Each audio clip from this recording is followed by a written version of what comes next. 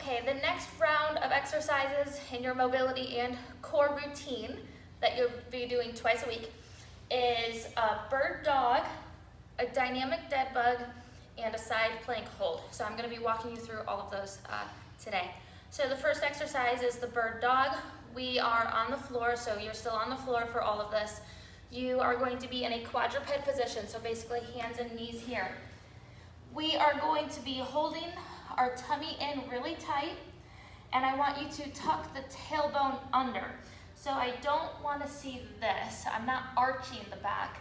I'm rounding that back, and I will be bringing one foot back, keep the tailbone tucked, lift that leg up, and then my opposite arm is going to be extended out. And I will be holding this position for about 30 seconds. Hold the tummy in, squeeze everything really tight, and then once your time is up, you will then be switching to the other side and holding that. All right, the next exercise is a dead bug. It's a dynamic dead bug. So you'll be on the floor. We have dumbbells. I have 5 pounds here. You don't want to go too heavy because your shoulders might not be able to handle that much load. But basically, we're here on the floor, and I am pushing my lower back into the floor really hard, and my legs will be up in 90-degree angles, and then my arms are up straight above my shoulders.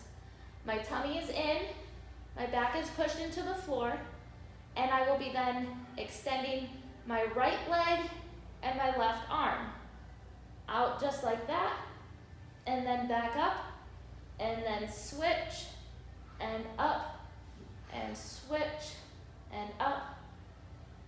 I am being very cautious, keeping my low back on the floor, and holding my tummy in really tight.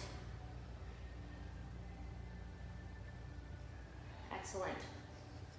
All right, the next one, it's a side plank hold. This one, again, on the floor. You'll be on your elbow for this, so we're here. There's a couple different ways that you can do this. Our top leg can be straight out, and our bottom leg can be bent, and you can lift up just like this. This is the modified version, or if you're more advanced, both feet are stacked up on top of each other, lifting up just like this. Now, one thing to notice is that my shoulder is right above my elbow. What's not happening is my arm is out here and coming up, because you'll eventually hurt your shoulder that way. Everything is stacked right up on top of each other, just like that. These next set of exercises are still core related. We will be doing a plank dumbbell pull through, and then a side plank, but we're adding rotation, so a little bit more advancement in that side plank. So the first exercise is the plank dumbbell pull through. You're gonna need a dumbbell, and we're gonna be in a plank position. So the dumbbell I'm putting right in front of me on one side of my leg. Then I will be having my hand placed right in front of that dumbbell.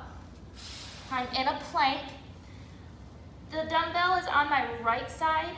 With my left hand, I'm gonna be reaching over and placing it on the other side, and I then will be reaching over here. My body stays tight. I'm not moving my hips. I'm not moving my hips like this, right? I'm keeping everything tight,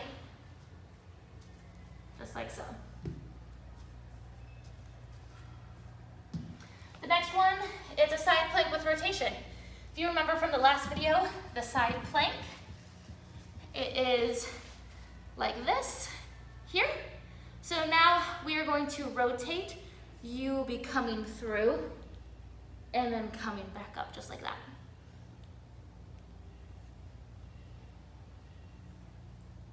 You will want to do both sides, okay? So some on your left, some on your right. And that is the second sequence of core exercises for your mobility and core routine.